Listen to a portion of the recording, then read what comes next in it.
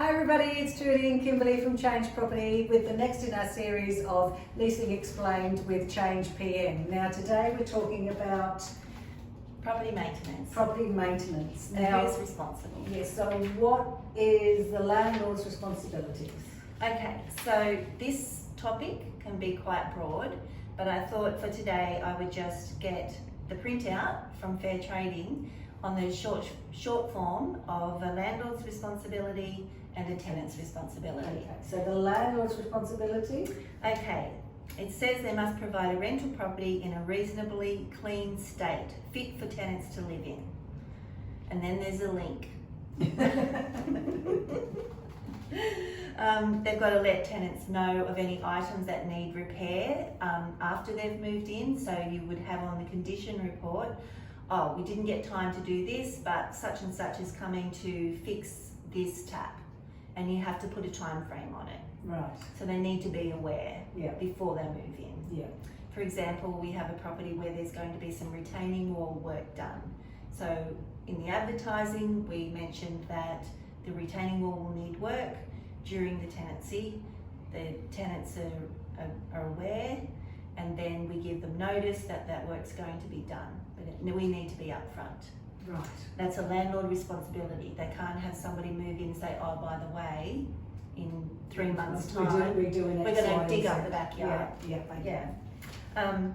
Provide and maintain that property in a reasonable state of repair. And that's based on the age of the property, the amount of rent paid, and the potential life of the premises. So all of those things need to be factored in. It's going to be, has to be considered. Considered, yeah. So those things are factored in on the rent amount anyway. But so, you know, it could be an original bathroom or an original kitchen. You know, it all needs, this is where it gets a bit grey, but it needs to be maintained to the standard. Yeah, reasonable level. Yeah. For somebody to actually reside in the property. Yeah. So what is a tenant's responsibility then? All right, so the tenant's responsibilities, briefly, to keep the property reasonably clean. Reasonably can be very vague. There's a whole difference in somebody's clean to somebody else's clean, isn't there? Exactly, and that gets really hard sometimes. So I just try to make it as perfect as possible. Even if it's an old home with a lot of wear and tear, if it's clean, it's clean. You know, if it's wet, it's wet. I kind of look at it that way. Then tell the landlord of any damage or disrepair as soon as possible. So that's really important, isn't it? Because the whole point is making sure that the owner's property is kept in a good state of repair. And if the tenant doesn't advise us, we're only going to pick that up when we do our routine. That's right. And the repair could have been solved quickly and less costly than, you know, 3 or 4 months down the track. Yeah. So it's really important that tenants tell us of anything straight away. Totally. Yeah. It can get a little frustrating when you turn up to a routine and, oh, this happened a couple of months ago, but I thought I'd just wait. It's like, nah. No. So we advise all our tenants if there's anything that needs repair, we need to know. Yes. And we have a platform for tenants to be able to just click onto that portal and report a repair straight away. It's easy. So easy. Yeah. And it comes up on you in our face straight away, and it can be all dealt with. Yeah, we can jump on it. We can. Yeah. And we do. When they leave the property, they've got to leave the property in a good condition, subject to fair wear and tear. So again, we have to be careful and base our condition report.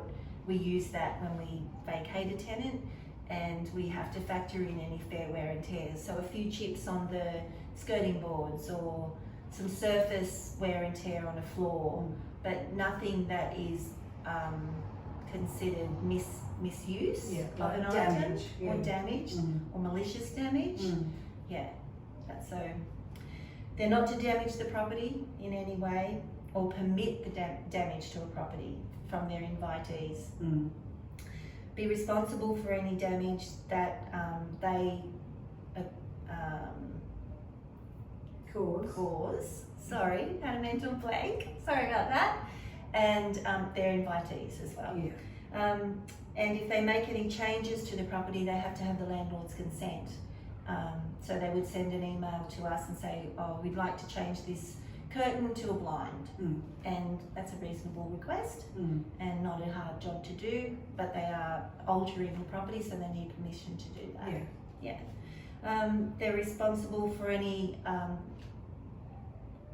repairing damage caused or allowed, so that's sort of repeating itself there a little bit. That's what sort of got me confused. Tenants are responsible to replace light globes. Now that's interesting, because I remember a couple of years ago, a tenant rang up and said, you know, the light bulb's gone. Yeah. Well, that's not the landlord's responsibility. No. As long as it was working when they moved in. As long as all the light bulbs are working when they move into the property, then the tenant has to replace any light bulbs that no longer work. That's right. And, you know, it's not hard No. these days. They've got to clean the windows, they've got to do dusting, remove cobwebs inside and out, and also the garden maintenance, the watering. Now, garden maintenance isn't just mowing a lawn. No, it's the edges. It's keeping the property pest free in the gardens. It's in the lease. It's the weeding as well, Weeding, isn't it? mowing, edging, trimming, watering, all of those things are needed to be done. And they are the tenant's responsibility. They are the tenant's responsibility. A landlord could say, I'm going to get someone to come in periodically, maybe once a month, and check everything out and do a bit of extra stuff. But the tenant is still responsible to upkeep the gardens and lawns in the interim periods. You know, and why not? It needs to be done. So, maintenance of a property can be huge scope we're dealing with, but if you have any questions on that subject and you're not sure about something, pick up the phone, give Kimberly a call. We're here to help. See you later.